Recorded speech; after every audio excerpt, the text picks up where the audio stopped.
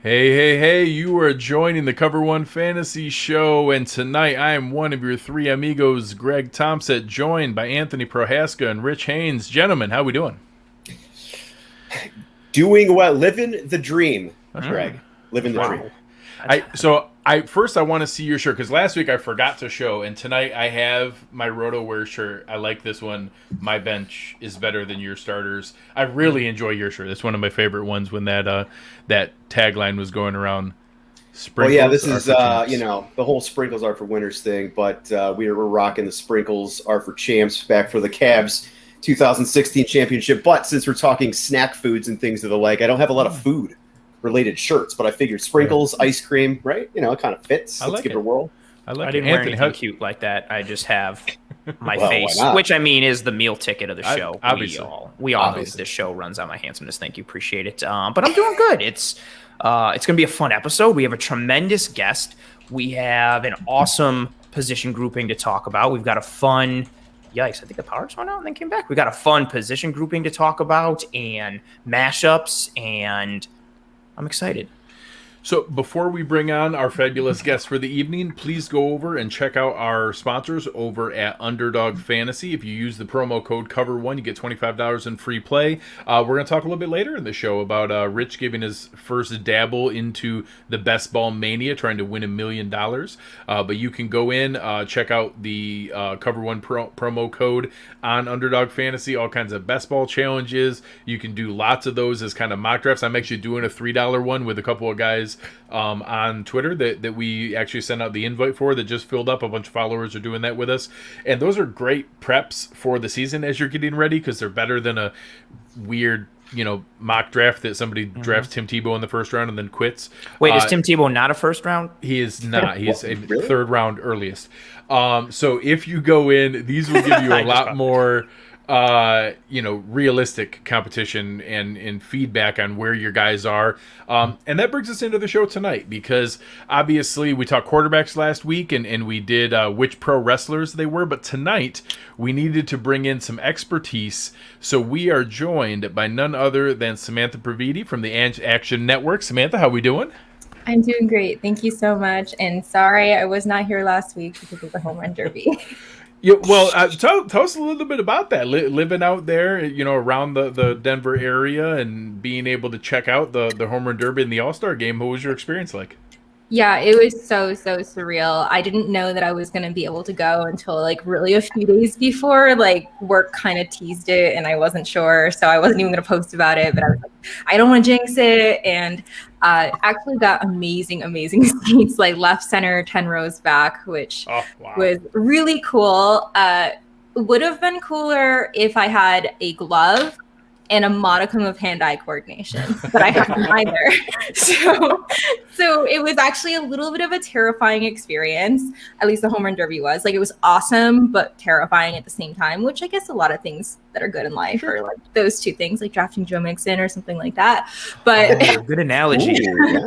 But that was super fun. I got to do a little bit of Street Team Samantha asking randos questions, making a fool of myself. And the All-Star game, making a fool of themselves as well. There was a couple answers there that they felt much more confident in than they should have. Yes. So for those that don't know, I made a video asking random people on the street how many batting practice pitches it would take them to hit a home run out of Coors Field. Giving them all the advantages, right? It's Coors Field, the balls are juiced, it's batting practice pitches. But realistically, most of them couldn't hit one out from the warning track. But there were some that were saying, 2 pitches, which was just perfect. How many points would it take each of you guys? I for sure couldn't. I was not a great baseball player. I would get a hold of a ball here and there. So maybe I could take one down the line if you gave me 20 pitches. Maybe I'd get a hold of one. In that sense, I doubt I would be able to get one out. Yeah, I'd have absolutely no chance. The best chance I would have is if I had a 7-iron in my hand and I was hitting a golf ball from home plate. I'd have no shot of ever hitting a baseball out of a ballpark. No. Nice. I like the 7-iron analogy. I played a little bit of baseball. I was pretty amazing at it. No, I was pretty good. I haven't hit a like an actual ball in a field in a long time, I don't think I can get one out. Maybe if the altitude is extra thin that day and there's a heavy gust coming from home to center, and if I can use an aluminum bat, that's also a big thing. Stipulation. Yeah. If I can use an aluminum bat, or if I can go with a corked wood bat a la Sammy Sosa, then I think we're in a different range. If I can get a cork bat like Sammy, I'm going at least 10 homers. Well, the crazy part, I think people underestimate how heavy the like major league wooden bat is. It's freaking heavy.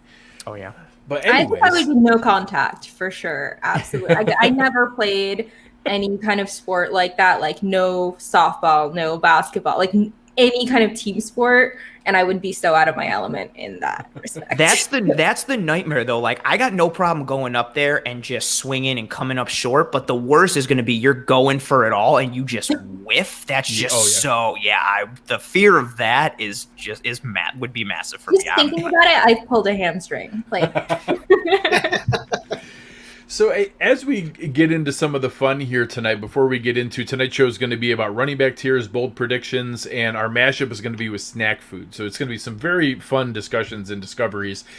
Before we get into that, Samantha, tell us a little bit about how your rise has gone here, and for anyone who hasn't seen, you have an incredible knack for some very humorous videos, being able to do your own mashups of different pieces of pop culture with fantasy football. So it was one of the very first people that came to mind as we were going down this path for our show.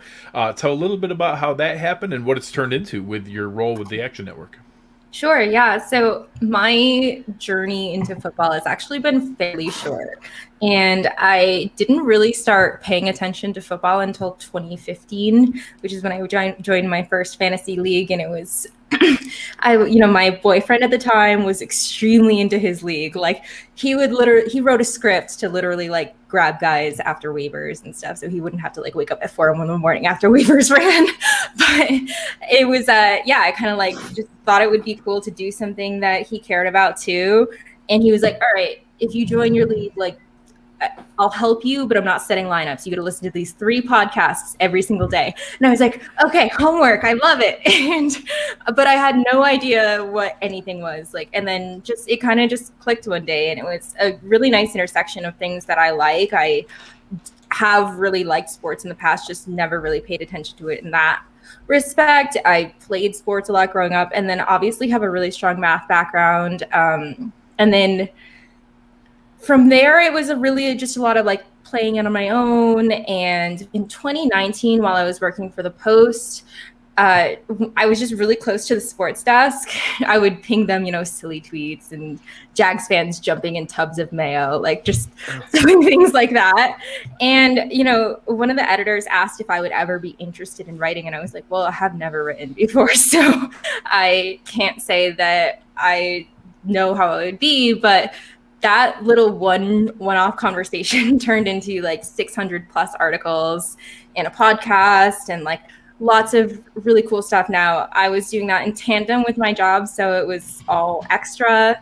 I never ever had the expectation that I would get a full-time job in this space. Like everyone always told me it was super oversaturated, and They're not wrong. No, I get it. And, I just enjoyed existing and participating in like the fantasy community, and like joining the Scott Fish Bowl last year was super, super fun. And I just never really thought it was possible. And then Action Network reached out to me, and I thought it was like a joke that they were trying to recruit me. Actually, there were a few places, but that was really the best offer, and it really was the best fit. And I've been super, super happy there so far. I joined in March, and I've been doing all sorts of things. They are mostly a betting company, but lots of fantasy as well. And I joined in the off season, so it's kind of like a little slow right now, which is nice, but not nice. Like I want to jump into things more. So I'm really excited for, August and preseason. Awesome. As am I. I can't wait for football, especially with the pandemic being, knock on wood, over, and fans back in the stadiums. I'm a season ticket holder for the Cleveland Browns. I'm a big Browns fan, live in Cleveland. So I can't wait to get back to tailgating and get back to cheering, because I didn't get, first time in my life, Samantha, as a Browns fan, that they were actually good last year. And It's my not adult going to life. the Super Bowl, so. And I couldn't even go. And I thank you. I hope they win the Super Bowl. That would be amazing. But I couldn't even go, right? I couldn't even go and enjoy the game. So I can't wait for it to be August and games just start rolling as well. Yeah, I'd say it's going to be really incredible. And I think tonight's show is going to be a good one because obviously there's a lot of different pieces that go into fantasy success, or a lot of other elements we're going to get to in future shows with other positional tiers. But making the right decisions on your running backs really is the staple of fantasy football. That's going to be the biggest indicator of your success. Is some of them are obviously more likely to be successful than others, but it's going to be a big part of it. So as we're going through these, we've asked each of our guests the same question, Samantha. When you think about doing tiers and breaking positions into groups, how do you approach that? Is there a specific? Do you do it? You talked about your background and your comfort level with math. Do you do it where there's obvious logical breaks and projection points? Do you do it more? Some people say, I want to keep everybody in this tier because if I get someone, they're very similar. I don't care which one I get. They're all about the same. And if it drops off, I think it's a lower tier player. How do you approach where to separate guys when you're knowing whether to pivot away to another position or whether to stick with and try to go within, there's about to be a drop off in production here? Yeah, I don't personally do rankings for action, and I haven't done them in the past, but obviously I have my own spreadsheets and do them. And, it's, to me, as a person with a math background, I think about a lot of expected value. And I think tiers is really important to think about way more than like the difference between 6 and 7 or the difference between 21 and 23 or something like that. And it's obviously just measuring risk and kind of upside and floor and all of those things against the relative value of that position at that time. And I do think, I am definitely in the camp of robust RB. And get in lots of fights on Twitter about it. But I obviously think it's probably the most important position to discuss when you're building a fantasy team. What basically what separates a tier, I may have tier 1 and that maybe has like a tier 1A and tier 1B, but then after that, it's that's the guys that I think are going to finish top 12 or how I feel comfortable as my RB1 usually. Okay. And that's usually how I'm thinking about it. The guys that, and then there's if you drop past that, then I'm this is kind of sketchy that I have, I don't know, DeAndre Swift is my RB1 or something like that. So it's when you start to feel really nervous that I think that's kind of when the pivot happens for the next tier.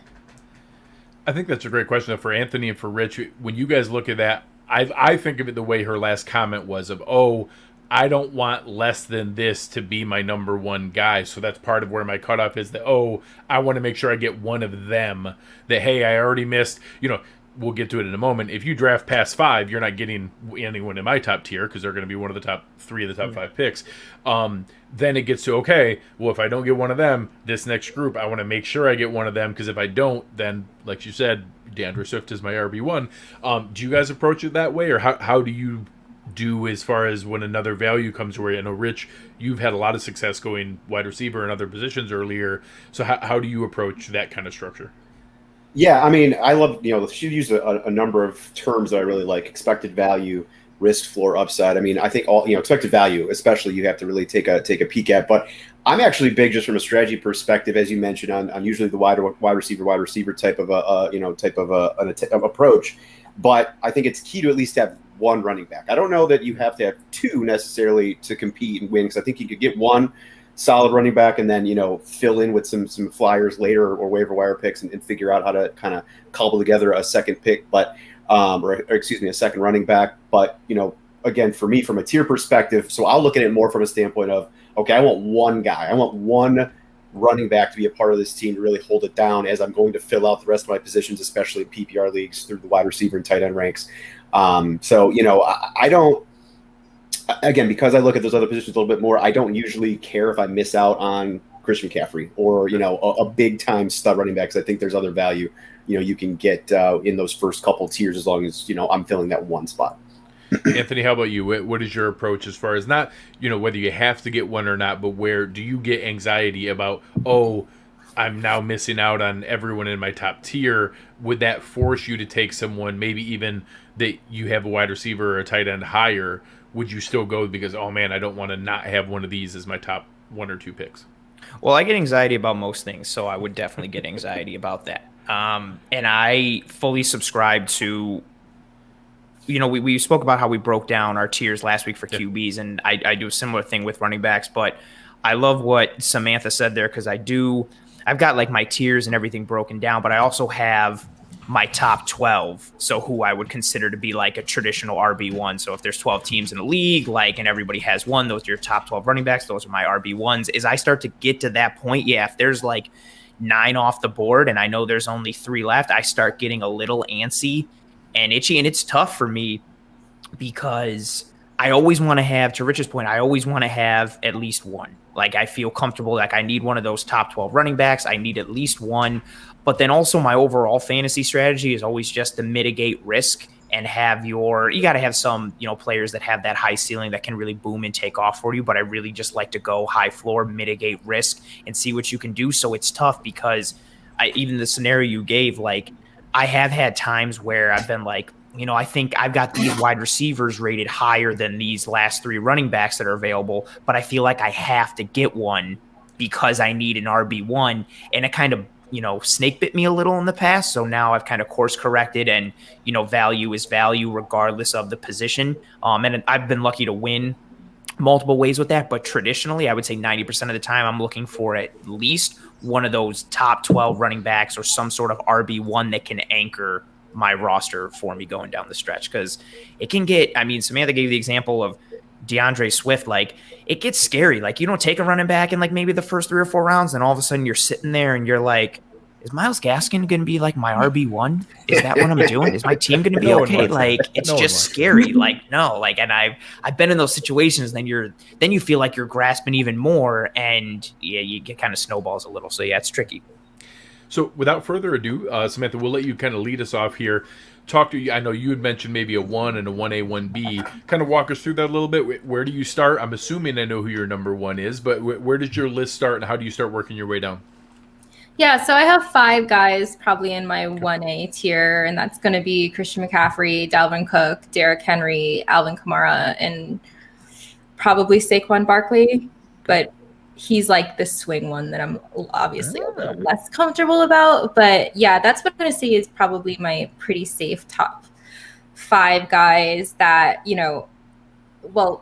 that's going to depend on obviously your draft position. It's not like if you're drafting at 110, you can't have a good team or anything, but those are obviously the guys that I'm targeting. If you have an early pick, Christian McCaffrey, for obvious reasons, I'm not concerned about his injuries. None of those do I think are going to carry into another season because I don't think we're season ending. I just think the Panthers weren't competitive, and I say that as a Panthers fan. So I'm super excited about him. He's literally gives you the production of a wide receiver and a running back at the same time, and obviously literally both in PPR leagues. So. Almost like the goodness of 2 sides of a nice, delightful oatmeal sandwich, and you make an oatmeal cream pie. He's my oatmeal cream pie. Way to get that in there. Of sandwich. I tried to slide that one in. That was nice. Got to be able to work it. Those are the top 5 picks by ADP right now. So you go to most sites that are out there. Your top 5 picks in order are McCaffrey, Dalvin Cook, Alvin Kamara, Derrick Henry, Saquon Barkley. We'll start with you, Rich. Are there any that you didn't have in the top group out of the 5 that she listed? So I did. So I have one change. So Saquon, I do not have in my top 5, and we'll get to Saquon in a little bit. I'm not a big, other than his his quads. I am not a big Saquon fan. So I have him drop down. I actually have Jonathan Taylor up in my top 5. But I have tier 1 is definitely Christian McCaffrey. He's my tier 1. I don't have anyone else in that tier. Tier 2, which of course is very similar to what Samantha just said, is Cook. In this order, I have Cook 2, Henry 3, Kamara 4, and I have Jonathan Taylor 5. So I just want to touch on Christian McCaffrey a little bit, though, to go into a little more detail with with him for, I think his usage alone, and Samantha obviously chime in as a Panthers fan, but I think his usage alone should keep him in that class by himself. I don't know that I'm not sure he'll have like a 50 to 70 point lead over the second best running back this year, projected, but I am a little bit worried about his injury last year, more so from a standpoint of I don't know how competitive Carolina is going to be again with Sam Darnold. So at the end of the season, I get worried about this with players on teams that may not be competing towards ends of seasons, because you're in your fantasy playoffs, and if they're worried about their star player, they may lower his usage and or sit him. I think he could have played at some point at the end of last season, and Carolina was just like, nah, why do it? Now, obviously, I don't think he's going to have as big of an injury this year or anything like that, but I get a little bit worried about that. I'm not a huge proponent of Carolina's offense right now, but for those that are, obviously he's still going to be number one in my opinion. But, for those that might be on the same train as myself, I did look back to 2019, and they had Kyle Allen at quarterback, and he still put up his 1,000 season. So, Sam Darnold can't be much better than that. And that year, that 1,000 in most, especially in PPR formats, which again, tonight, our standard discussion will be PPR. Obviously, we'll reference a couple guys that may take a bit of a drop off, but obviously that's a huge benefit for it. He was 153 points better than the second best running back. Not even like an RB2 there. Aaron Jones was second with 318 points. He scored 471 points. And, you look at the top, I'm looking at the entire top list. It's, 20 guys. It's 18 quarterbacks, Christian McCaffrey and Michael Thomas. And, Thomas had to have 149 catches and 1,700 yards to get his. But, 1,300 rushing yards and 1,000 receiving with 116 catches. And we'll get to him with another player later on. Obviously, the production we saw from Mike Davis, that role, just that Carolina centerpiece running back role, when you add the talent that he has, it's just a phenomenal combination. Yeah, and Sam Darnold certainly isn't one that we saw it in New York. I mean, he gets jittery, he sees the ghosts, he will check down. So for Christian McCaffrey, that's great news, because he's going to check down to Christian McCaffrey, all day long. So for me, nothing better than a little CMC. So, from a snack standpoint, my number one favorite go-to snack that just will always comfort me is that fresh chocolate chip cookie out of the oven. The soft chocolate chip cookie that is just, it just going melts in your mouth. We not a lot of healthy snacks on this side of it. Fair enough. But it makes me, comforts me, feels better. So nothing better than CMC, nothing better for me than a chocolate chip cookie. And for Heather out there on the chat, yes, this is a little bourbon. I know I put it in the chat, but we're doing a little Heaven Hill this week. So, which is a very inexpensive bourbon out of Kentucky.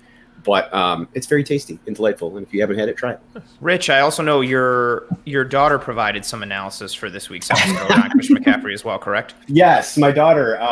So my daughter's almost 4. Her name's Autumn, and I asked her the question in jest right before the show, and I was like, "Hey, Autumn, you got to compare Christian McCaffrey to a snack," and she picked a banana, which I just laughed because I looked through my list and I was like, "I can't believe I didn't even consider a healthy snack." And I think Samantha's actually probably on the same page, just talking to her a little bit before the show with some health snacks. So I don't know if you have a comparison for CMC. I don't want to put you on the spot, but if not, that's okay. I think she'll help us out though with some healthy snacks throughout the show, because my daughter thinks he's going to be a banana. So that's probably delightful. Your daughter's just a John Gruden fan, actually. Oh, doesn't even know. Why banana? I like it. Nice. I like it. My 101 of snacks is probably chocolate chip cookies as well. Nice. I don't cook, infamously don't touch my stove, but I actually really enjoy baking, and I find baking my own chocolate chip cookies is very therapeutic. And it just it's like a whole association with childhood. So Christian McCaffrey is my chocolate chip cookies. And I mean, the Panthers haven't been competitive for a while, so I'm not super concerned about that aspect. And Sam Darnold can't be worse than the menagerie of quarterbacks that they've had. So I think, there's a lot of people that want to get cute and rank him below 101, but I think it's probably the easiest choice if you have the first pick of your draft. Yeah, and one more shout out for you, just from a Carolina standpoint, and then I'll shut up and let Anthony and Greg talk. If you're able to get to, again, I don't know, I know you're in Denver, but I don't know if you're able to get to any Carolina games and travel out there. But if you are, check out Fahrenheit Restaurant. A Cleveland chef opened a restaurant at top of, I can't remember what the hotel is in downtown Carolina, but it is fantastic. Go check out a Panthers game, have some chocolate chip cookies while you watch CMC, and then go get some bacon wrapped dates at Fahrenheit. I love bacon wrapped cake. Okay, for sure. Next time I'm at BOA Stadium, I will do that. Fair night. If you want to go ahead and sponsor the show, Nice. We're always open to additional sponsorships. So I know when Samantha, when you touched on that, there shouldn't be much outside of McCaffrey. I've heard a couple people put Dalvin Cook as their RB1. I put Dalvin Cook as my Cheez-Its. I love Cheez-Its. They're just a real straightforward, dependable, steady snack. Like, you know what you're going to get. It's really, really good. And like, I think that with a coach like Mike Zimmer, with a solid offensive line, with the production that he had, like, I get the desire for Dalvin Cook to be there.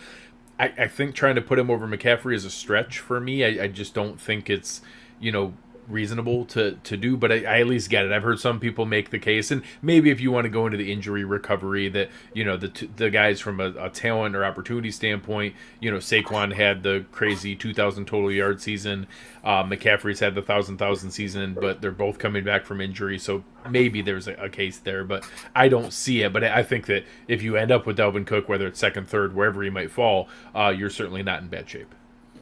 Totally random, but I have some Cheez-Its under my desk. Nice. Totally random. Excellent. I love that you brought props. That one's actually completely random. That's that's always there. No, I just have those available.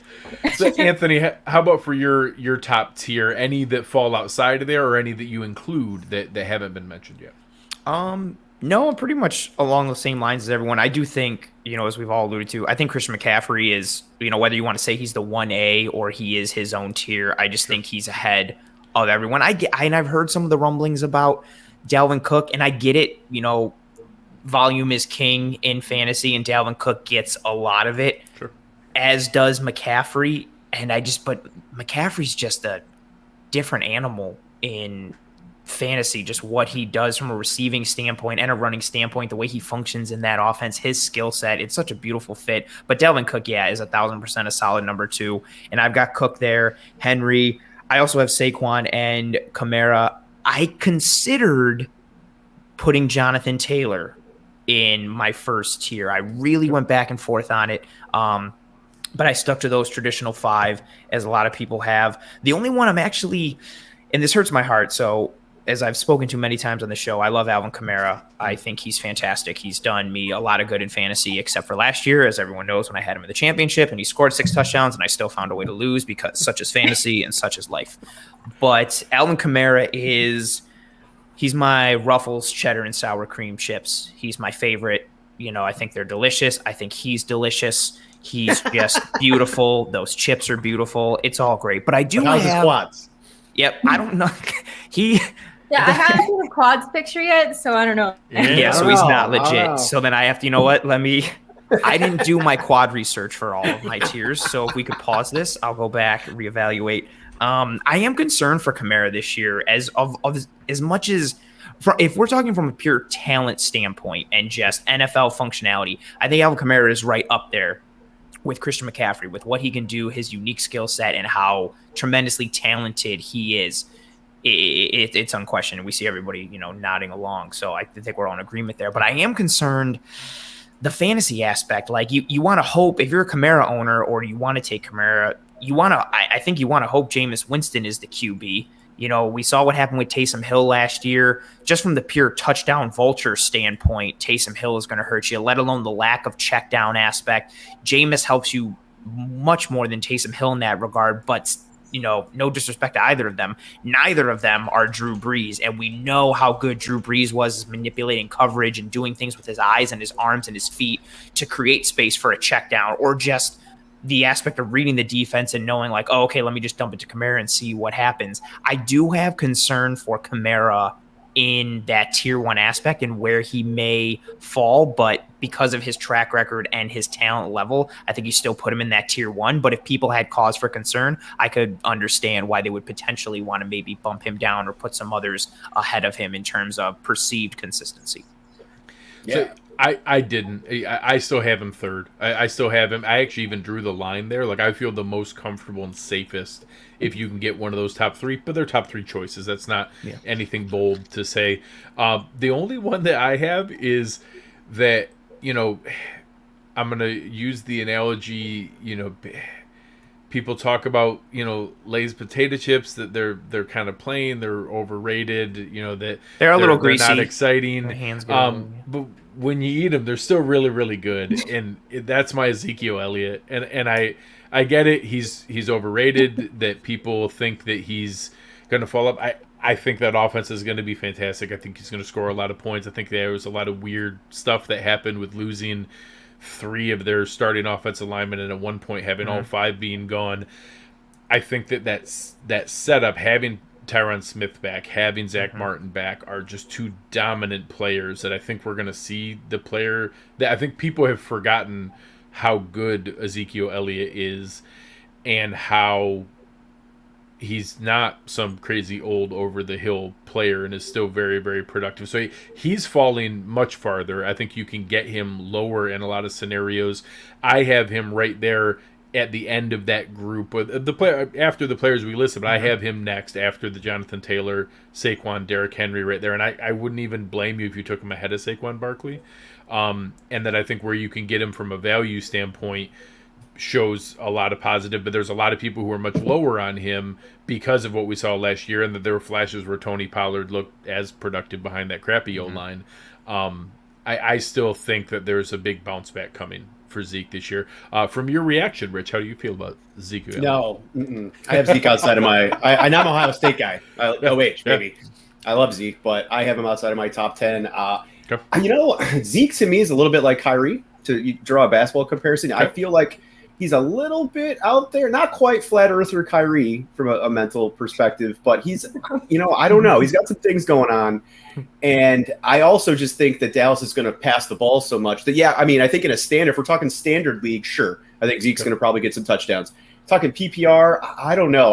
If he fell to me at the end of round 1, early round 2, and I wanted to get that running back, but I would kind of have this face. I'd be like, okay.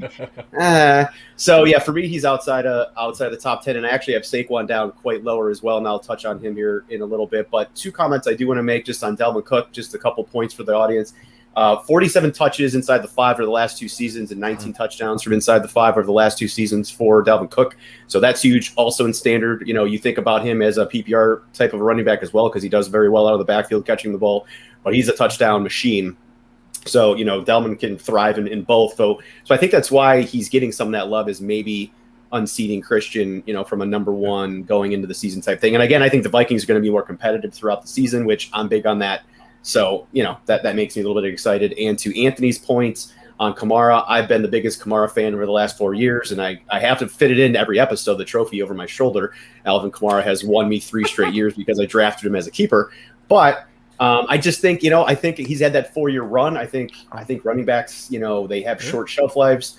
I'm really worried about that QB situation, whether it's Winston or Hill. If it ends up being Hill, oh my God, that's just going to. I agree, that's worth it.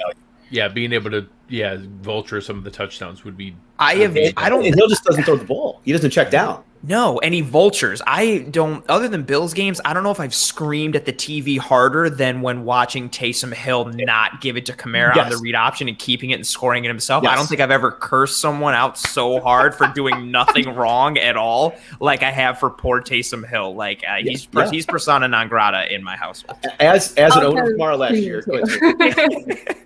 All fantasy people for sure. It's the way it works. I mean, just as his owner last year, when that run where Hill was quarterback, I was like, I'm going to lose. I'm going to lose because Breeze got hurt. This is the worst thing ever. And they're playing Taysom Hill over Jameis Winston. But Kamara for me is like a chocolate brownie. I love chocolate brownies. I love them. I love them. But if you eat too many of them, my tummy starts to hurt, especially if, Samantha's from Colorado, especially if you're not sure what's in the brownies. You have a few too many. I don't know. You said tummy. In the tummy, kind of hurts in the tummy a little bit. So maybe just like Kamara this year, I don't know, 5 straight really solid seasons. If I have 5 brownies, I'm going to be a little nervous on the tum-tum, Mr. Anthony. So I respect it.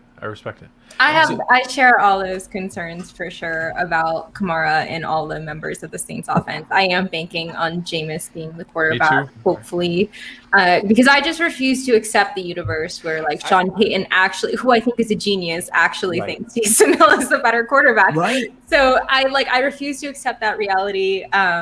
So that's why I have him ranked 4th behind Derrick Henry, who I just think volume is king. And even if you took off, if he had 378 carries last year, like if you drop that down to 300, it was really a combination of his efficiency too. Like he still got 1,700 yards at that point if you drop him down all the way to 300, which would be a big significant drop. So I'm all over. I've done a double take twice on Derrick Henry.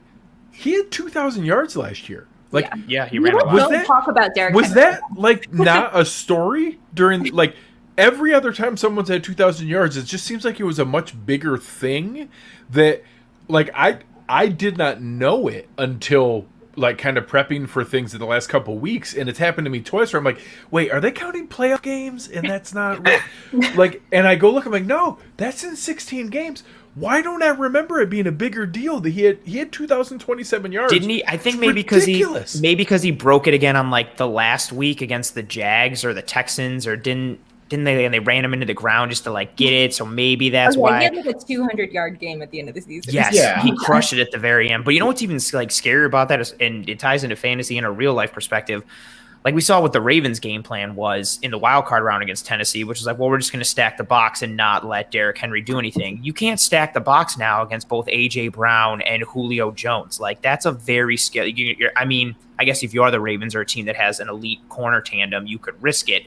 But if Derrick Henry has already had multiple 2,000-yard seasons, and again, to Samantha's point, volume is king, and now you're going to see that monster of a man with that volume against maybe not 8-man boxes, against maybe 7 or maybe even 6 sometimes. Like, that's who wants to be one-on-one on Derrick Henry? Not Josh Norman. You stole the words directly out of my mouth. Not Josh Norman. I'm real sure of that one. Air high five.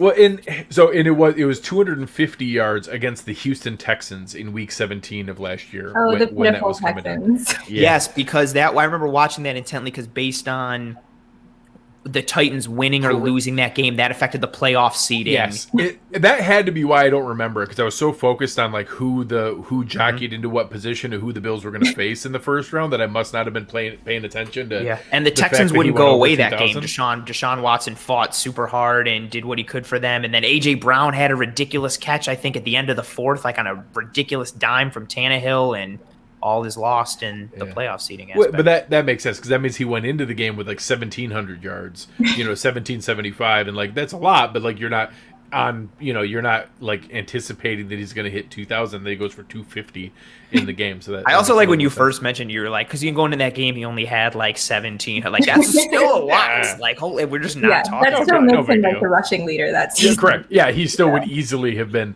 the rushing leader overall. Well, I think Samantha's point though, I think is interesting. We just talked. I mean, we now we're talking about Derrick Henry, but for the first, we're on 37 minutes of this show. For the most part, we've talked about everyone else other than Derrick Henry. And somehow he always kind of gets forgotten. And I actually 100% agree with you, Samantha, just from a rankings perspective. I have him number 3, Kamara 4, even though I'm nervous about Kamara. I still think there's enough there. But yeah, Kamara, Henry, he's just a beast. He's like those Jack Link, beef jerky bites, but like the tender ones, like the teriyaki, like the tender ones, he's thick, he's thick. Those tender, they're thick. Steak strips. Yeah. Derrick Henry is thick and tender. That's fair. You know what? We're getting some weird comparisons on this food show. Hey. Quads. No, I literally have beef jerky written down next to Derrick Henry. I have never had beef jerky. And neither. Like my tragic... Wait, what? Wait. So Samantha, I'll accept that. Anthony, you've what? Never had it.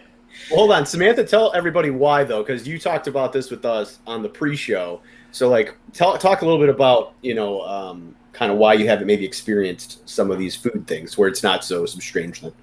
Yeah, I had a generally odd childhood in that, like, my parents fed me, like, salmon and quinoa, and it was fairly healthy. So I had very little exposure to traditional snack foods, and I also like had no exposure to like pop culture. So if anyone references anything, I have no idea what's happening. Like what I mean is like TV and movies or something like that. But anyway, going back to the snack foods, yeah. So a lot of mine are generally healthier, I think, than the average person. I used to like literally try to trade all the food that my parents gave me in my lunchbox every day for like a Funyun, which was so exotic to me. I love it. Pops. Nice. Yeah, I've never had beef jerky. I grew up eating almost no red meat. I didn't have a steak until I was 21, so my life is a little. Don't worry, I made up for you. It's fine. I've made up for it now because now all I want is steak tartare anywhere I go. Okay, all right. So we've intermingled a little bit here. You listed off your top 5 earlier, Samantha, and to take us into the next tier for your group. We've already touched on a few, but we'll see what's in the next tier here for you and where your next cutoff is for 1B. Yeah, the next tier I would say are about 7 guys, and it's going to start with Jonathan Taylor, who I am a total simp for. Followed by, and these are kind of a loose ranking, obviously, but followed by Nick Chubb, Zeke, Aaron Jones, Austin Eckler, Cam Akers, and Antonio Gibson. And that would be my total top tier, so that's 1A and 1B. What proposition?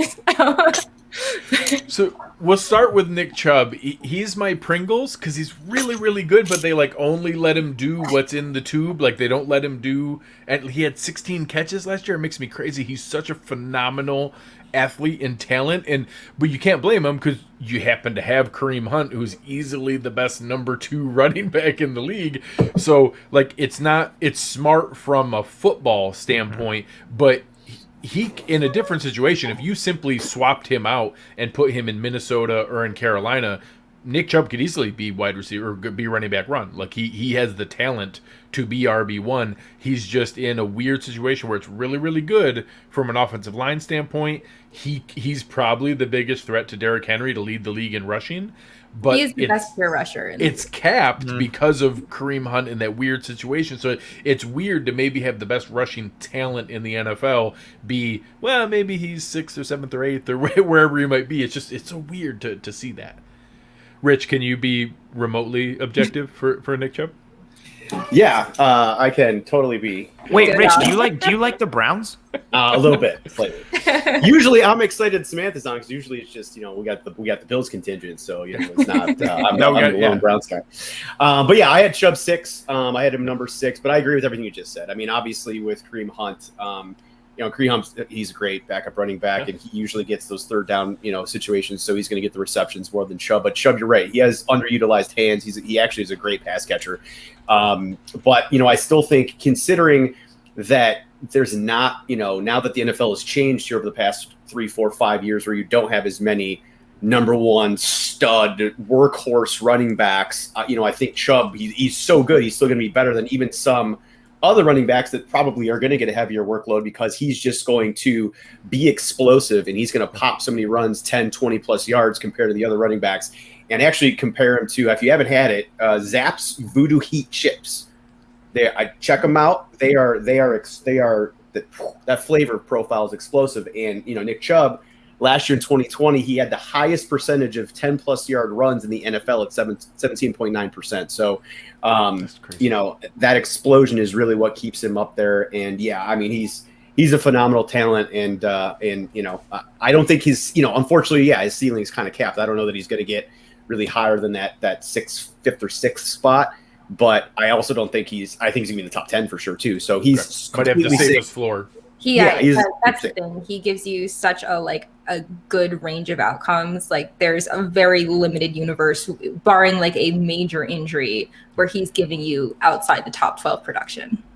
And Samantha, you talked about that on a pre-show, or actually in the open, I believe. just the floor, having a floor, and I think that just from a strategy perspective, if especially for somebody like myself that wants to make sure we get one running back right, because I like to build my team with wide receivers and tight ends, he's perfect. Because I'm going to be completely comfortable and confident. There's no risk there. He's going to produce for me. I know I'm not going to have a bust of a pick, knock on wood, because now I'm really talking him up, and I'm a Browns fan, so it's going to go horribly wrong now. But I'm going to be trade him. Or something horrible's going to happen as well. I'll knock on wood. But he's perfect for that type of a strategy. So, Anthony, are there any names in that second tier? I'm assuming you have a ton of disagreements, but maybe is there one that sticks out for you that is a favorite target in that next tier that Samantha listed? I second the notion, especially at the top, with Taylor and then Chubb. It's the bottom part of tier 2 for me. So I have Taylor, Chubb, Aaron Jones, Zeke, and Antonio Gibson. I love Antonio Gibson. I liked him last year coming out. I hated he got taken from me in one of my leagues because one of my buddies read that article that someone was like, Antonio Gibson is the next Christian McCaffrey. And my buddy took him, and I didn't get him in one of my leagues. And it's a long story with that. But I love his game. And I like him in Washington. He got stronger as the year went on. You saw him get more acclimated to the NFL. The Washington got more comfortable in terms of how they were going to use him and what he was going to do. And unfortunately, he got hurt towards the end of the year, but he really started to go on a tear where he showed glimpses of what he could do. And then granted, reports at this time of year are usually genuinely positive, but you just hear all the talk of how his ceiling continues to go higher and higher and is almost kind of like limitless. I really like his skill set. As I mentioned a couple episodes ago, I really like the Washington offense now with Fitzy at quarterback. I know you have that unpredictability aspect, and I don't know what it's going to mean for, wins and losses in real football. But from a fantasy perspective, this offense is very viable. It's very relevant. They've got weapons for Fitz to throw to, and then having someone like Gibson in the backfield, I really like, especially from a dynasty perspective. I love the idea of Antonio Gibson and his comparison of him for me. There's a snack out there called popcorners, and they're delicious. And I don't think a lot of, by Greg's face there, see, they're not known. Do they look like tortilla chips? Correct, but they're like popcorn-ish, like hence the pop and then the corner aspect. They're delicious. They're not known enough, and they should be, much like Antonio Gibson is also delicious and should be known more and talked about more. I really like him a lot. Taylor, as I mentioned, he's at the top of that tier 2 for me. Could have been in tier 1. I believe the stat for Taylor last year, what was it? He was the number. There you go. Awesome poll. The red bag is the best, the original at Kettle Corn Flake. They are the best. Don't the teal bag, the sea salt, tremendously underwhelming. Just want to throw that out there. Do not endorse. We could do all the flavors if we want, but I digress. Mr. Gibson is not like sea salt. He's definitely not like sea salt. No, he is the red bag all day. They're delicious. Taylor, I think, is someone who really, if you're getting him in that tier 2 type of ADP level, I believe it. I had it in my notes and I can't find it. Number 1 running back in fantasy, I believe, from weeks 14 through 17 last year. We saw what he looked like in the playoffs against Buffalo, like just strong workhorse aspect, a guy who was a workhorse at Wisconsin. I really like him at the top of tier 2 to kind of elevate a little bit. And then just to hit on one more, we mentioned Aaron Jones. I like Aaron Jones a lot. I do have some questions, and how boom or bust he's been with the Packers in the past has gotten me. And his, the comparison for me, we talked about in our group text earlier. Aaron Jones for me is pizza rolls, because sometimes they're amazing and delicious, and other times they make me feel awful inside and feel awful about who I am as a person. And sometimes that's Aaron Jones. Sometimes, Aaron Jones just got 37 points, and then next week I'm like, oh, cool, Aaron Jones got me 1.5 points. But that's kind of like the pizza rolls when they're on the plate, and maybe like the outer ring are pretty good, but then you grab one from the inner ring and it's just scalding hot. It's hot pocket level hot. Yep, and that's Aaron Jones, 1.5 points. That's exactly what it is. Yeah, I was going to say perfect analogy for DJ Moore too. Go on. Another person who I had. We'll have to say that. Yeah, last year. Yep. Make sure to tune in. Next week will be wide receiver tiers with our friend Michael Leone. Yep. And both of those, both the DJ Moore and the Aaron Jones pizza rolls, leave the type of burn on your tongue that's there for like 3 or 4 days, and it still hurts, and you feel it. And no matter how much you put like ice on it or try to cool it down, it won't go away. But the talent's there. Even without Aaron Rodgers, I think he still functions pretty well. Obviously, it's a tremendously and drastically different offense if Aaron Rodgers is not there. But it also, I don't know, maybe leads to an uptick, because as an Aaron Jones owner, I got sick of being like, oh, sweet, Aaron Jones took it down to the 2. They're going to run it in. And then it's like, no, we're going to run 4 straight pass plays to Devontae Adams right now. So corner fades. Yeah, but I think this – go ahead. And this year, I think, honestly, A.J. Dillon's going to be a factor in those spots. So that's fair. Yeah. I mean, I love Aaron Jones too. I have him in the same tier, Anthony, as you have him as my 9th overall running back. He just signed that 4-year deal with Green Bay, so that certainly, which I didn't think he was going to sign. I thought he was going to go somewhere to greener pastures, no pun intended. But then he does come back, and it really highlights that whole interesting I think tier 2 is super interesting because you have a lot of movers and shakers in terms of guys that could elevate into tier 1 or maybe be a little too volatile and maybe drop down a little bit. It's really the most interesting one for me. I also considered, just to get this last one, I considered putting Austin Eckler in there, especially from a PPR standpoint, just because he catches everything in that offense. But yeah, it could be a little scary. And yeah, to end with that Aaron Jones point, exactly like Rich said, yeah, I think, A.J. Dillon's quads are immaculate, and it's only a matter of time before you give him the ball around. Like, honestly, jokes aside, if you have like 1st and goal from inside the 5 and you give it to A.J. Dillon, like, he's probably getting in at like a 95%. Standpoint, yeah. Yes. From a real football standpoint, it's hard to see that as a downside. And it may not be Chubb and Kareem Hunt, but there probably is not the remaining upside for Aaron Jones to have another 20 touchdown season, which is when he really exploded. And not that last year's 11 touchdowns weren't a good thing. It's just that's a huge difference in what's there. So I have a question for Samantha. One of the guys at the tail end of your second tier here, for me, is the Flaming Hot Cheetos. In that, like, ooh, I know people are super excited about him, but I just don't know that I quite understand. He's got them all. why people are so excited now. They sprinkle Flaming Hot Cheetos on everything. I kind of get why Cam Akers is super excited, but I also worry that all of the running back production and leaning was because secretly Sean McVay hated Jared Goff and was afraid of him, and now he has a quarterback he's not afraid of. And I'm curious. I think people are just plugging in, Cam Akers will just be 2018 Todd Gurley and it's going to be great. And I just don't know if that usage is going to be the same for what it is now with Matthew Stafford. And I think you have him in the right spot. I think the Cam Akers should be in this role because it's possible he has that Todd Gurley role upside. Do you have any fear if we're going to see a bigger pivot with Matthew Stafford there? Then I believe they had, I want to give proper credit, I think it was on the Sharp Angles podcast with Warren Sharp and his team over there, and they were talking about how insane the rushing has been, that when you get inside the red zone, Sean McVay took the ball completely out of Jared Goff's hands, and they rushed the ball so much more than everybody else. And a piece of me wonders, is he going to regress back to a more normal distribution with just some more passing because he has Stafford now, and that maybe Cam Akers won't benefit from what I think a lot of people are assuming he will? Yeah, I'm probably a little bit high on Cam Akers relative to some other people, but I think in part of it is a little bit of recency bias. He rounded out the season super strong. He averaged 22 attempts for 94 rushing yards per game in his final 6 appearances, including the playoffs.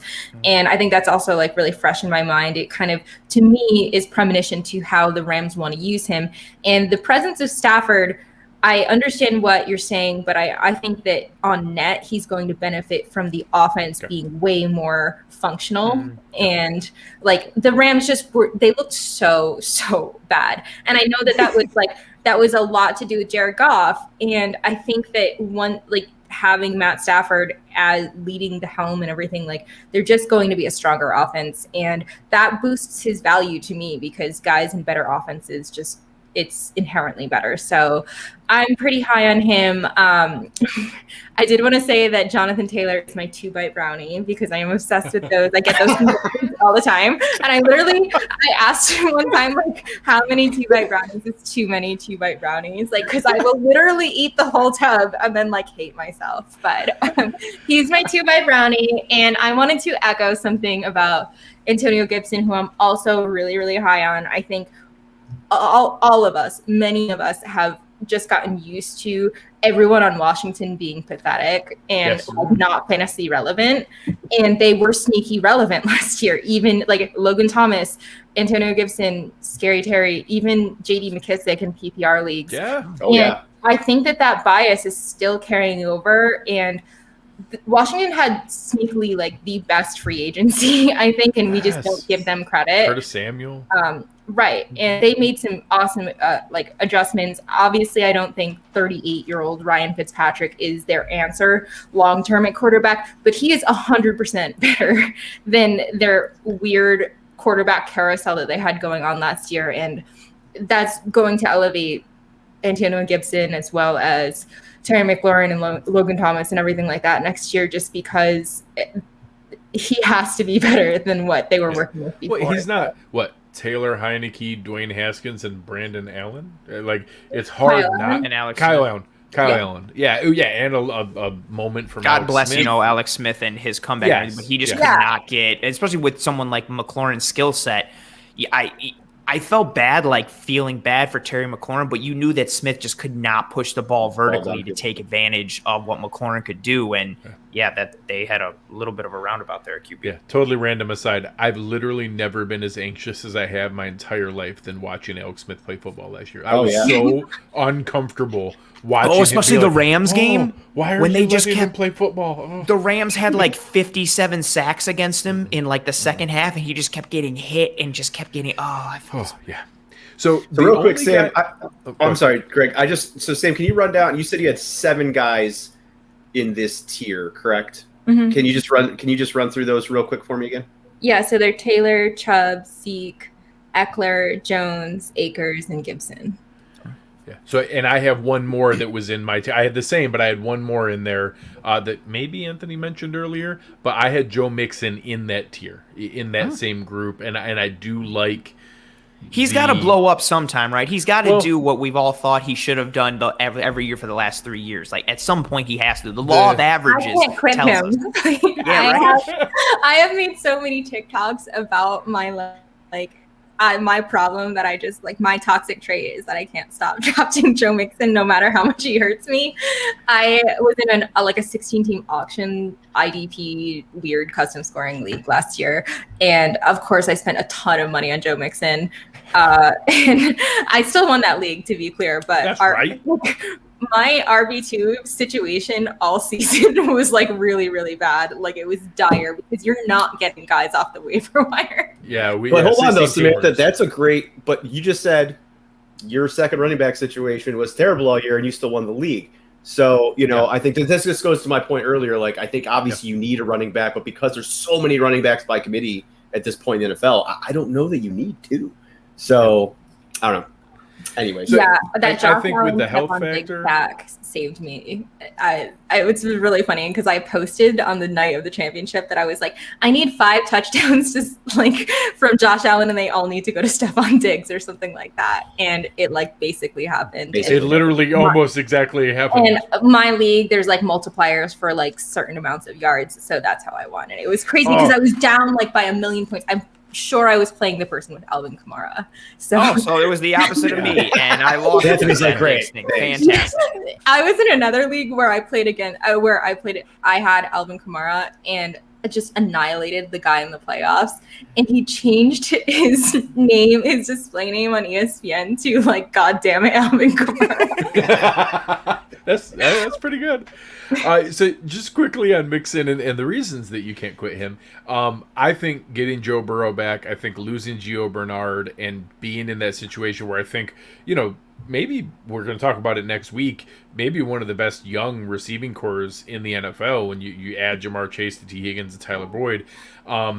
There's also not a super formidable dump off. Those are 3 deeper route guys, and then you have the CJ Uzomah, Drew Sample weird tight end spot. I think there's going to be a lot of positive volume in a high passing offense without a stellar defense, so they're going to have a fair amount of those shootout ones where you're coming back, and maybe not the JD McKissick ones where you get 7 catches in one drive, but that kind of volume where maybe it's 200 carries and 70 catches, something like that. I think there's a very nice production mix coming from Joe Mixon, and that I certainly would be comfortable with him in that, hey, that's not ideal as your RB1, but I think he could maybe pull that off at the tail end of that group. Yeah, and he is the next guy in in the next tier. And obviously I could go on and on about why I think defend Joe Mixon, but there are serious concerns with that offense. I think it's what you said in terms of the receivers, it's so great for dynasty, and that's investments that you should make. In terms of Mixon, obviously he has risk, but and I know everyone hates this, but he was on a 16-game pace to be a top 4 running back last season. So I'm just hoping he stays healthy, and of course I will continue to simp for him. He is like my Sour Patch Kids because it always burns your tongue, but you keep going back. Like, when do you ever not finish a bag of Sour Patch Kids? Like, you just keep wanting to do it, even though it rots your teeth and your tongue feels really weird after you've had that much sour stuff. Yeah, it's like numb. Well, my wife would totally cheers you to the Sour Patch Kid reference because that's all she eats as a snack. She's a nurse practitioner, and she, I think, literally is like seeing patients and eating Sour Patch Kids. But so I just want to throw out my bold prediction right here since we're talking about Joe Mixon. I like it. So I actually have not really in the past simped for Mr. Mixon, but I will agree with Miss Samantha, and I will simp for him this year. I think he's going to have 5 more touchdowns this year combined than any other year, which would put him at about 14, I believe, for the season. I agree with everything everyone said. He's my number 7 running back on the list, so he's going to finish 7th in the rankings. He's going to have 5 more scorers than he's had in any of his other seasons. Something that, Greg, you kind of touched on with the fact that there's really not a check down guy or a third down running back anymore in Cincinnati. 78 combined receptions in 18 and 19. Obviously last year, injury shortened, but he has, again, underrated hands. I think they're going to use him in that capacity as well. And I'm a big Joe Burrow fan, so I think that offense is going to be kind of fun. And as long as he can stay healthy, even though that offensive line is kind of garbage, I just think they're going to get some, they're going to get some fantasy points, and he's going to be a person to definitely target, especially if you're on that one running back strategy that I keep harping on. So I'm big for Mr. Mixon. So I agree with all of your comments on Mixon. I like it. So as we're going through here, obviously we've already gone an hour. We don't want to go too crazy here. We don't have to list off every single one. Who are some highlights in the next group of guys that you like as we get into the full, maybe third tier and into the RB2 and lower range? Who are some that you want to highlight or touch on?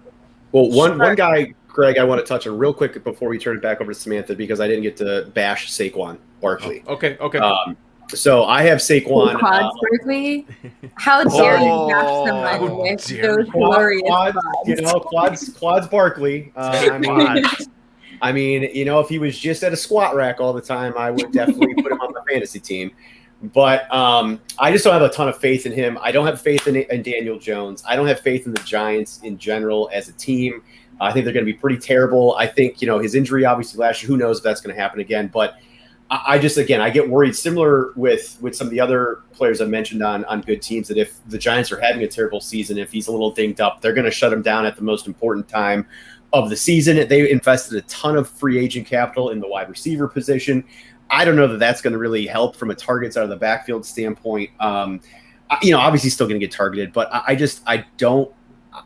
Again, if Barkley was falling to me at the top of the second round for some reason, I'd be in the same boat with Zeke. I put those two guys kind of right there, 10, 11, 12 range for me. And I would be like, okay, I'm going to take them, but I'm really not happy about this. So to use the food analogy, Chex Mix, everybody likes Chex Mix, right? Everybody likes the party mix, the Chex Mix, but you get a big handful, right? And all of a sudden you get all the pretzels. You don't get any of the rye chips. You don't get any of the actual cereal with the flavor on it. You get the stupid pretzels. And Saquon Barkley for me is like reaching into the Chex Mix, and all I get is a bunch of pretzels.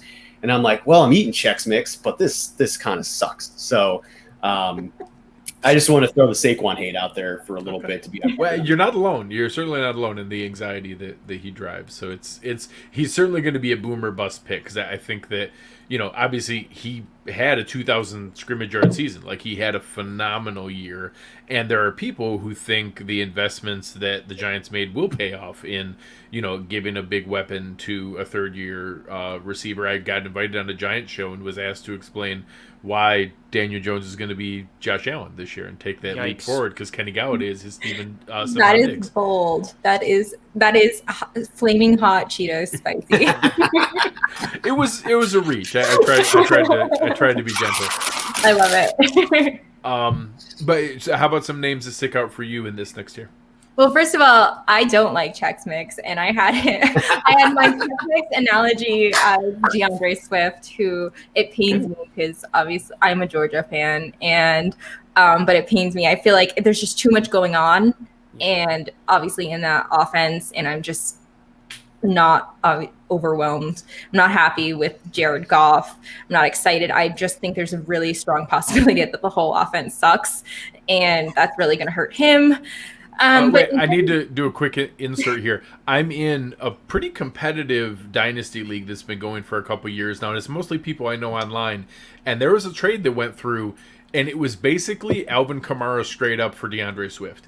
And I lost my mind and thought something was wrong. And not only were you like Ruxin, like screaming collusion or something? It was so.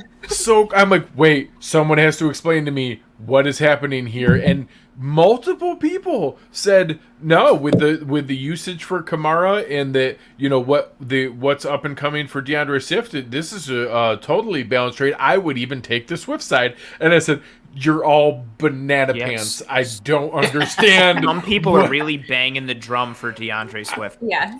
And it was like people I respect, like that are smart and understand. And I'm like, wait, you just traded DeAndre Swift. Actually, the other person, you just traded away Alvin Kamara for DeAndre Swift. I cannot fathom how that's acceptable. Yeah, I mean, I would be like your fourth grade teacher being like, show your work. Like, I need rationalization here. How did you get to this answer? Show me how you solve the problem. You used the wrong cheat sheet on this one. In terms of guys that I may like in the next year, I've been very big on J.K. Dobbins. I was super excited about him last year. Obviously, didn't have the rookie season that we were looking for. But that said, I think that's also like really fresh on people's minds and bumping him down. I think there's a lot of people who see Dobbins as maybe a poor year last year when really it was just a very slow start with, some games with 4 carries and 1 carry. Yeah, for sure. And I think what we saw towards the end of the season is what we're going to see more of this year. And just being in that offense that's so run first, I'm really excited about him. I think he has the upside to finish as an RB1. Now, I don't have him ranked that way, but he has the upside to finish as like a low-end RB1. Another guy I think who's criminally always underrated is Chris Carson. And he is my rice cakes because, as everyone knows, I'm a really big fan of rice cakes, and I think that they get a bad rap for whatever reason. People think it's like diet culture and they're disgusting, but you have not had these cinnamon toast rice cakes. I literally have a whole cabinet devoted to rice cakes. So. He was my big sourdough pretzels, like the ones that you like, they're really big and hard and tough, and you have to like chew on. He was like my big sourdough pretzels. He's and he's also like the end of the cutoff of like the genuine RB1. Like you're getting a starting running back. He's like my line in the draft where like, oh man, I kind of would like another one of these receivers in this tier, but I'd kind of like to have just a starting running back here. It is those. I literally will just go to Whole Foods and buy like 5-6 sleeves of these. And I think people think I'm like shopping for a whole family. I'm like, no, it's just me. This is how exciting my life is, which is really funny because people like on Twitter think my life is super exciting. And it's like fun. I get to do your timeline looks exciting. Active things, but also like, there's some nights that are cool. And then like there are some nights where you wake up in the middle of the night and eat half a sleeve of rice cakes and wake up with a rice cake stuck to your face. Like hashtag tell me you're single without telling me you're single. But yeah, quite the rager that I had the other night. A rice cake rager. That's right. Yes. So Chris Carson is my rice cakes, criminally underrated every single year. Other guys that are maybe in like the next tier after that. I've been pretty high on Kareem Hunt. I called him my Flaming Hot Cheetos because he's like come back into just like being super fantasy relevant and being underrated, I think. And obviously, as far as the handcuff world goes, that is similar to a Madison. He actually has some value in usage regularly. But if something did happen to Nick Chubb, you're talking RB1 immediately day one. Yeah, no, I think he has great upside and a very safe floor, especially in PPR formats. So he's a guy that I've kind of been targeting because I just think he's good value at his ADP. Like at that similar ADP, I'm taking him over guys like Miles Sanders for sure, who I'm really low on this season. He definitely burned me last year. Let's see. Oh, and I literally, this is not a guy I'm high on, but I needed to say that David Johnson is my Fig Newton because I like never understand why people like him, but I always want to try it, and then it's always nice. It's pretty good. Like, why do they even exist? Tell me one person. Give me one person that's like Fig Newton is my 101. Like, I just don't get it. So yeah. I mean, I said like men will literally draft David Johnson 4 years in a row before going to therapy. Accurate. No, that's valid. Accurate. There's a lot of people that are like very ardent stands of David Johnson because I just think that they just can't back down from their stance. So let them have David Johnson and let them have their Fig Newtons. There was a couple in that tier similar to your rice cakes. I said David Montgomery was Triscuits. Like, you're not super excited to get Triscuits, but it's still pretty good. Like, it's, it'll still do. Another one that, Rich, you brought up the rye chips in the Chex Mix. So you get the fancy mix of the Gardetto brand. My wife really loves the Gardetto mix, but like sometimes you just get a rye chip and you're like, well, it's just a rye chip, but it's part of the best mix that you can get. And that's like Clyde Edwards-Helaire being in that Chiefs offense. Like by itself, it's just a rye chip, but when it's part of the whole Gardetto mix, like you get like some really high upside. It could be pretty exciting that you get that. I have a little bit of the post-hype sleeper with the Clyde Edwards-Helaire that people had him, top 5 last year and a bunch of craziness. And now I think in ADP, I see him going 28th, and sometimes you can get him in a draft I just did. I had 101 and I got Christian McCaffrey and came back. I'm like, I'll take Clyde Edwards-Helaire, and got him at the turn coming back. I like him a little bit there. And then the guys have heard me before. My store brand generic non-ruffled potato chips, like you go out to a family barbecue and they're already open in the bowl and you don't know what brand they are, but you take a handful and you're like, it's still potato chips. That's Mike Davis, and he's like, okay, it's still potato chips. Like it's still pretty good. Like it's not bad. So Mike Davis is my guy that like, hey, it's not fancy. He's just your store brand generic non-ruffled potato chips. But it's still potato chips. It's not bad. Rich, who do you have dancing around in this next group of people? Yeah, so, I agree with Samantha on Dobbins. I know I talked about Dobbins on one of our previous episodes. I think that he's just going to have a higher usage rate this year in that offense. And that alone is going to be, going to be good. I think Baltimore might get a little bit back to their running roots, even though they drafted, Bateman. I just don't know. I just think they're going to get back to their run game a little bit, and you're not having Mark Ingram there. So I think Dobbins has that upside as well. For me, he's zebra cakes. There's 2 right in the package. Like I don't know what a zebra cake is, so you're going to have to elaborate. All right, I'll see if I can. It's a little Debbie snack. Mm-hmm. Greg, describe it real quick for. So yeah, it's going to be like 2 little thin layers of cake. It's got some cream in the middle, and then it's like covered in a white chocolate with like stripes of regular chocolate. That makes it look like a zebra. Mm-hmm. Rich, I'm actually disappointed that there's no prop. Well, yeah, you know what? I'm multitasking here. I'm talking about the zebra cakes. Trying to share the screen. Oh, they are Little Debbie brand. Yeah, Little Debbie brand. Yeah, so it's with like same family as like I don't know why I thought it was cream pies and Swiss rolls and Nutty Buddies. So for me as a kid, unfortunately, my parents were like, "Yeah, whatever, dude, get diabetes." So I would eat some zebra cakes, or like at Christmas time, they have the Christmas tree version or whatever, and it's just like, oh man, it's just your childhood, and you're like, oh, this is great.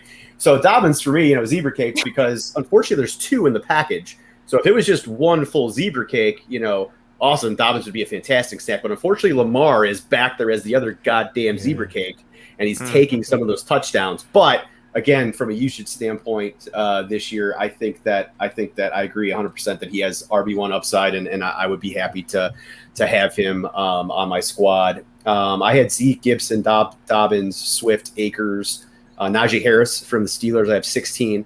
Clyde Edwards-Helaire had 17, and then Chris Carson, I had 18 in this tier. So we haven't been talked about Najee, and I hate talking about Steelers players. So that's the most I'll say about Najee Harris. There you go. Anthony, we'll let you go into what were some names that stick out for you in this third group. I echo a lot of those sentiments and names that have already been mentioned, so I won't dwell on too many things. Just kind of put like a different perspective on. I think Najee Harris is one of the most intriguing, not just running backs, but like players this year. I think when the Steelers took him, everybody initially was just like, okay, like baby Le'Veon Bell, and then the volume and the usage and all these things, and then like the Steelers' offensive line is deteriorated. Villanueva doesn't come back, and then DeCastro's out, and now the line doesn't look so good, and we still don't know if Ben Roethlisberger can throw the ball past the line of scrimmage, and all these weird things that are going on there. So he's very intrigued. Taron Johnson. Yeah, ask Taron Johnson in that pick six. Like, because if you're just looking at Najee in a vacuum, like the talent is just tremendous and the upside is just tremendous. But then you think of the actual fit and the scheme, and I could see him having those James Conner games where it's like, oh, Najee Harris got 27 carries and he ran for 49 yards. And then you're just like, oh, and then he had like 3 catches for like 11 yards. And you're like, oh, all right. But he's very intriguing to me. Samantha already touched on it. I love Chris Carson. Year after year, he is underappreciated and not recognized. For me, my snack food comparison for him was microwavable popcorn. It's not sexy. It's not, everybody's not clamoring for it, but year after year, time after time, it gets the job done. It's just a solid snack. It's a go-to thing. It won't let you down. And Chris Carson's had a lot of like these, I feel like it's the same conversation every single year with Chris Carson, where he's kind of an afterthought, especially in an offense that's always surrounded around Russell Wilson, the talk. But then the talk is always like, oh, will they let Russ cook type of thing? And part of the reason of them not letting Russ cook is that running game aspect. And then that Chris Carson aspect feeds off that running game. I think he's always been tremendous. And I really like the Mike Davis aspect, somebody who I think we're not really putting out there in the spotlight and giving a lot of shine to. If we could pluck somebody from, I guess, like the depths of the running back tiers who could potentially float up into like RB2 territory, maybe even like finish as a top, I don't know, like 16 or 14 RB, maybe like Mike Davis. That skill set is very interesting. The 3-down back aspect of his game is very interesting. And knock on wood, at this point, Atlanta has brought in no one to really challenge him for that spot. And granted, literally, Kadri Harris, Javian Hawkins, or maybe Cordero Patterson. Like I don't even know who their backup running back is. On ESPN, on the depth chart, Cordero Patterson is listed as RB2 behind Mike Davis. So just to put that in perspective, which is a very odd thing. Obviously showed, he finished as like RB6 last year with after McCaffrey went down. Like he just kept producing. Like it was crazy. And everybody kept thinking like, oh, well, they're going to work in another running back in Carolina. And then every week they were like, no, we're just going to keep giving Mike Davis like 25 touches, and he's going to keep putting up like 130 yards and a couple touches every week. The work. And it's also interesting. I think people shy away from him because of the age. And it's like, oh, well, he's 28 and he's pushing 30, and that's the wall for running backs. But he doesn't have the mileage of a 28-year-old running back because he really hasn't seen that workload in the NFL. So I think he's very, very interesting from those guys and from that aspect. Nice snack. Oh, see, there you go. And that's what you're sitting there. If you're playing that strategy, like Rich's strategy of going early on wide receivers and tight ends, and then you're sitting there in like the 4th, 5th, or like 6th round type of thing, and then it's like Mike Davis is there, like, and you're like, why is Mike Davis there? Like, well, he's not an RB1 from a fantasy perspective, but he's the starting running back on a football team. He's going to see the volume. I think that's very interesting from that perspective. And I also I know we spoke about him a little. I like Dobbins a lot. I think he got lost in the timeshare aspect last year, but again, in a vacuum, very good running back in a run-oriented offense in many ways, shapes, and forms. No Mark Ingram this year is a very big plus for J.K. Dobbins. Now you're only worried about Gus Edwards potentially vulturing some stuff and the Lamar touchdowns, which are going to come, but Dobbins is up there as well for me. And I don't like DeAndre Swift, and I don't get the love. I'm very confused. In a couple leagues I've been in, he's gone early. He's gone like second round, like at the turn, or even like middle second, like, you know, like fourth, fifth pick in the second round. And I just think it's really high that, you know, to Samantha's point with Jared Goff, like, I think Matthew Stafford is a better quarterback than Jared Goff. And then you take away Stafford, and then you also take away Kenny Galladay. And what does that really leave you with? I like the offensive line, but I don't really fully believe in that usage there in that offense. And also they added Jamal Williams, who is a good running back in and of himself. And Jamal Williams found himself a way to get touches away from Aaron Jones consistently on a week in, week out basis. I think Jamal Williams will also do that in Detroit and take away some carries from DeAndre Swift and receptions as well. Yeah, Mike Davis went. So I took Mike Davis in the 8th round of my Scott Fishbowl draft, which I think is, I mean, obviously later because of the tight end premium and the super flex in Scott Fish, but I also think that was like egregiously late for a guy that's going to have all those carries. So yeah, he's one of those unsexy names that, it's easy to forget that he was like a top 5 running back for fantasy last year. So, you know, I don't think he's going to be a top 5 guy. I don't think he's going to be a top 12 guy, but he's definitely going to be a top 24 guy. And if you're getting him in the 8th round, like, I think that's amazing value. Oh, yeah. So maybe one last exercise that we didn't prep for, so I'll give you guys a moment to think about. As we've gone through like the top 25, 26 or so far, the reason some of the other ones haven't come up are there are backfields where there's either not a defined name to take hold or not a ton of interest in it. So we haven't touched on anyone from Miami, from San Francisco, from Arizona, from Denver, from the Jets, from Buffalo. Those are some of the backfields, even Tampa Bay. So I'll let you guys go around. I'll start with one. The sneaky one that is actually a really good snack and treat that my daughter loves are Pocky sticks. Are you guys familiar with Pocky? So having like they're either chocolate or strawberry covered little snack biscuit sticks. They're fantastic, and it's a really sneaky snack. And a really sneaky pick for me this year is Damian Harris. I'm a big fan of what I think the Patriots are going to try to do. Pocky is excellent, and the strawberry ones are really good too. And the marshmallow ones are really good too. See? So I think it's a sneaky possibility that I don't know that the Patriots are going to, you know, go on some crazy run. I think they're going to be better. I think their defense is going to be good, and I think they're going to run an insane amount of 22 personnel with 2 tight ends and a fullback and a running back. And I think Damian Harris is going to be the primary benefactor of that, and that, you know, I don't know that I want to invest a ton in him, but right as of today, he's going around pick 100. And at that point, it's all upside to be able to snag someone like that. So we can go around the horn here. You comment on Harris, but also any of those other backfields I mentioned, Miami, Jacksonville, Arizona, Denver, Tampa, the Jets, Buffalo, anything intriguing there. Samantha, we could start with you. Any of those kind of muddled backfields that maybe there's a shot in the dark that you like out of those groups? Yeah, I mean, we didn't go through all the names in this tier. So I do have Gaskin ranked in a similar fashion as Davis. Okay. So I think he's a safe low-end RB2, possibly RB3 type, that range. He's not a sexy name. The Miami offense is far from sexy, but I do think what we saw last season pre-injury was really, really encouraging. So, I mean, he's a guy that I'm definitely, like, I got him in Scott Fish as well. I paired him with, like, Davis, so, like, one of them will probably pan out type thing. But, like, in terms of other backfields, like, you know, Jacksonville, that's messy, like, with Etienne and Robinson. I think Robinson's falling really, really far in a lot of drafts too. And like at value, I think he has probably better relative value than Etienne, just because I think people are more likely to reach for Etienne. But and then Javonte Williams is a guy that I do think is sneaky, and I've been really, really high on him.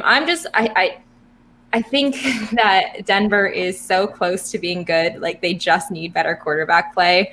And I don't know that Teddy Bridgewater is the guy. And I mean, obviously I'm still kind of holding out that Aaron Rodgers will end up here. It would be really cool, but probably less likely given recent news. But maybe next year. I think still in play for next year. Yeah, so it's still really high in Javonte. Those are kind of like the backfields that are in like that next tier that you're not super excited about. Raheem Mostert is also in that like that tier with Javonte Williams. I think that like, you know, we as fantasy managers really hate San Francisco and hate Kyle Shanahan. I got burned with Jermichael Hasty last year in a bunch of leagues, for sure. But I think when like there's got to be a lead guy, and when healthy, Mostert is super dominant. So, those are the guys that come to mind. Anthony, how about in that group? Any other names that stick out, or any that Samantha touched on? I think I had a couple that Samantha touched on, but I don't want to double dip. I think the Arizona backfield is interesting. The Arizona offense as a whole, and looking at the top two running backs on that depth chart are Chase Edmonds and James Conner. And Conner, bless his heart, always seems to find a way to not be able to stay healthy. And Chase Edmonds saw success when able to be the lead dog in Arizona at times. Granted, the sample size is very small. But for somebody, again, from like a value perspective, if you're taking like a late round flyer on Chase Edmonds, or you're getting him starting towards like the double digits of the rounds, or like the 7, 8, 9s, 10s-ish, whatever, like again, you're still getting someone who is potentially the starting running back on a team, should be the starting running back on a team. James Conner is going to be the backup and more of like the complementary piece. We know Arizona wants to air out the ball with Kyler Murray. We know they want to move fast. We know that Cliff Kingsbury offense. Chase Edmonds is arguably the perfect type of scat back fit for Kyler Murray in that Arizona offense. I think he's very intriguing. And my comp for him, for that, I just came up with it now. You ever had high chews? Yeah. They're like fantastic. like almost kind of like a Starburst. Yeah, kind of like a Starburst. And I remember when I was they're first really chewy, like they hurt your jaw. Yes. Hurt your jaw, but they're like also really flavorful and really juicy that you wouldn't expect. And I first got presented one, and it was like, try this, it's like amazing. And I was like, it doesn't have any like color. There's just like a little color in the center. They're like, well, it's better than a Starburst. I was like, no, I've never heard of this. This doesn't seem great. And then you eat it and you're like, okay, it hurts my jaw a little bit, but this is really good. I think that could be Chase Edmonds. You know, maybe he hurts your jaw a little bit, but he gets you, I think the floor is pretty high, and he could end up being, you know, a pretty tasty treat at the end of the day. So, Rich, what are some names that stick out for you here in this next group? Well, first of all, I agree 100% with Javonte Williams, with Samantha. So just to touch on him real briefly, you know, he was a part of that running back by committee in North Carolina with Michael Carter, I believe. And, you know, I just think Melvin Gordon's, other than the contract, I think the contract's probably the only thing stopping Javonte from getting the touches earlier on in the season. But, you know, the size that he brings to the table, 5'10", 220, you know, he broke a ton of tackles, you know, from an FBS standpoint. I think from PFF standpoint, they had him breaking the record for the highest broken tackle rate in their database history. So, so, I mean, he has this extreme skill set. So, definitely on board with Samantha from that standpoint. I know she's out in Denver, so she's pumped probably about that. I think they're going to have a nice back there. But, you know, she talked about Raheem Mostert, and I'm not a Raheem guy, mainly because I don't think he can stay in the field long enough to make a huge impact. So I'm actually, if I was taking a late guy, I would take Trey Sermon and wait for that injury probably to happen to Raheem. And then I think that once Trey gets an opportunity, he was, you know, somebody that at Ohio State was very good, but I don't think got a lot of the shine because everyone was looking at, you know, Justin Fields and the rest of that offense. But he is a very talented running back. So, you know, if he got the keys to that running game out in San Francisco, I think he could be somebody that does some damage. So for me, I like Trey Sermon late as a, you know, late round flyer, and you know, kind of hope and wait for the injury type thing and hope you strike some gold. So I like Trey Sermon late. So one last question here, as only the remaining guys now are either in a secondary role waiting for an injury. What are your guys' stances on either handcuffing your early picks or targeting to steal handcuffs. I know that's a big element of some of the upside down and the zero RBs. You take a ton of wide receivers and then you stack your Tony Pollards and your Alexander Madisons and guys like that you think are in prime position to take over a leading role if their guy ahead of them gets hurt, because you're in a really strong offense. So Samantha, we'll start with you. What's your approach? Do you go out of your way to try to handcuff? If you get Dalvin Cook early, do you reach a little bit for Madison? Do you not worry about that? Or do you try to steal handcuffs as the upside play, knowing they might sit on your bench for a while and not pan out? Yeah, I don't go out of my way to handcuff guys. I maybe that's like a spicy strategy, but yeah, I mean, that said, I think all those guys that you mentioned, like Madison and Tony Pollard, those are guys that I'm absolutely targeting later in later rounds. It's not necessarily that I want to steal people just to like hurt people, but yeah, I do think they offer great value. There's maybe a small handful of guys that are one injury away from being an RB1 or giving you week to week RB1 production, and that's Pollard, Madison. Maybe AJ Dillon, maybe Gus Edwards. I was literally gonna say Gus Edwards is like definitely a guy that I've been targeting. I like J.K. Dobbins a ton this season, but I also think Gus Edwards has great standalone value too. So he's not Kareem Hunt, but he's like a handcuff with some standalone value. He's like a poor man's Kareem Hunt. So yeah, I mean those guys are definitely guys that I'm certainly targeting. It's not, I don't personally go zero RB, but I do like to have a lot of running back depth. Like if that's where I'm going to have a lot of bench, it's going to be there. So for sure, I think that's a great strategy to just be targeting guys that are one big injury away. Rich, how do you approach that with your drafts? Yeah, I think it depends. If it depends on where they're going. I'm not going to overreach for a handcuff, so it depends on how the draft's running. So, like, we haven't even talked about, like, Latavius Murray in New Orleans. I mean, he's obviously a great handcuff to Kamara. So, yeah, I mean, if I invest – so, for me, since I usually try to do, like, a one running back situation, I certainly will look for that handcuff for my one guy. Granted, assuming it's a top guy. Like, if I get Joe Mixon, I don't really care who the handcuff is, because if Joe Mixon goes down, I don't care about Shimaj P. Ryan, right? So yeah, similar to honestly similar to this year for Chris McCaffrey, like Chuba Hubbard? Yeah. So like, I mean, I'm probably if CMC goes down, I'm screwed. So I don't really care about that. But you could have said that last year, and if you got Mike Davis, you were I don't know if a lot of people wanted Davis last year, knew of him as much. True, but I don't know. I guess I disagree a little bit on that. I mean, I knew who Mike Davis was last year going into the draft, so I don't know. Maybe it's just because Chubb is a rook, but so it depends on kind of where they're at in the draft. I'm not going to overstep my bounds, but at the same time, since I do deploy a one running back strategy, certainly I'll take a peek. But I actually like, Greg, to your point, trying to maybe grab a handcuff or two of somebody else, so that I just roll the dice that my guy stays healthy and I root for somebody else's guy to get hurt. So, I'm kind of, in a good spot there with my guy being healthy and then having the handcuff. Also, what I look to do too, we haven't even talked about trades because we're not in season, but I will certainly grab people. And Anthony, I 100% did this on purpose in the Dynasty League, hoping that you would be interested in a trade. You haven't been to this point. Yeah, because I know you did it on purpose.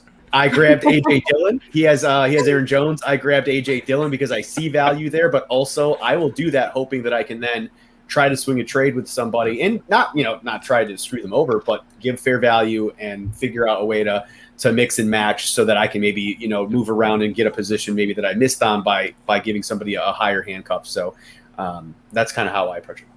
I love that. It's playing 3D chess right there. There you go. That's right. Hey, there's a handful of names out there that, I think are also in the running for it.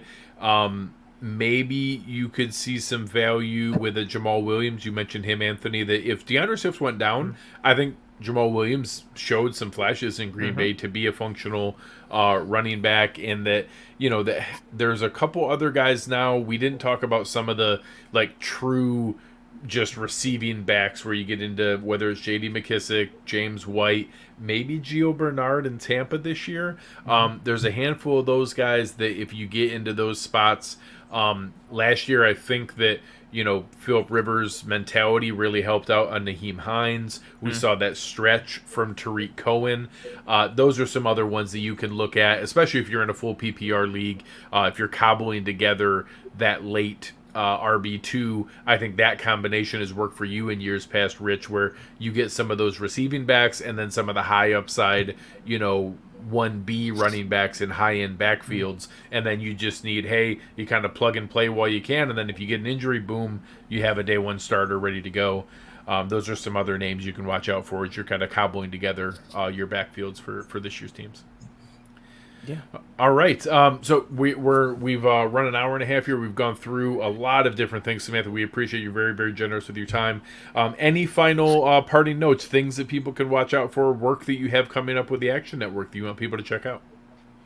Yeah, you can check out all of my written content on actionnetwork.com. It's all free, no paywall. And I've been doing a lot of these fantasy profiles that are about 1,000 words each, kind of profiling these guys heading into the season. I mean, they may be a little high level for you guys, or the average fantasy person. I think it will help with your draft prep because it is definitely coming up. And then, I hopefully will get involved with some more stuff across different channels with video and podcasts as the season approaches. It's kind of a little bit murky right now as we're doing a little reorganization, but I'm sure you will see more of me around. Please follow me on Twitter at Samantha NFL, and I'm on Instagram and TikTok at S4V. So check me out there. I definitely make a lot of silly videos on TikTok. I'm waiting for you guys to all follow suit. Still waiting for the fantasy community to make it over to TikTok. But I'm waiting for y'all's handstand videos. Really, when you give start sit advice in a handstand. I will say, I'd be lying if I said I didn't first come across you in the TikTok videos, but you're really, really creative with them. They're really funny with the way that you either found the song ones or the movie clip ones that you put into your version of Why You Can't Quit Joe Mixon. Those are my favorite thus far, but it's fantastic. And now to see that, obviously showing the lighter side, the more humorous side of it, and then being able to dive in and back it up with the pieces that you've shown in your writing on the Action Network, I think is really fantastic. Well, Samantha, I just gave you a follow on the TikTok. I didn't know about your TikTok prowess, but now that we both have some Joe Mixon love going on this year, I look forward to diving in later this evening and checking out and trying to find those Joe Mixon TikToks. I think I'm the TikTok girl. That's how most people know me, Greg, and I think that's how I got quote unquote noticed. But I am glad that people know me for other things too.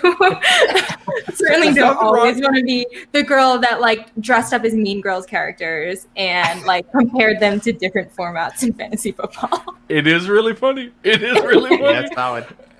But hey, never apologize for being good at something. It's just you can't help where your gifts are discovered. It's just the way that it goes. Anthony, what do you have going on?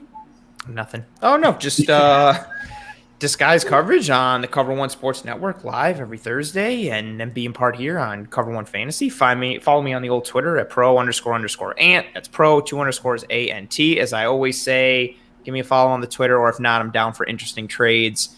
Any one of the Infinity Stones, Voldemort's wand, any one of the Deathly Hallows. Pretty much easy things that you can just find laying around your house. Is up for me. Richard, where can the good people find you? At Burn River Sports on the Twitter. So hit me up. We'll talk some fantasy football. Like I said, I'm even into Bills chatter at this point. Even though I'm a Browns fan, I feel like the Bills is like my second home. And other than that, I'm going to have to eat all these snacks that I bought as props. So I don't know. I'm going to have to get some Fritos going on, some Ruffles. I'm going to have to get fatter, or easily maybe bananas. I'm not sure.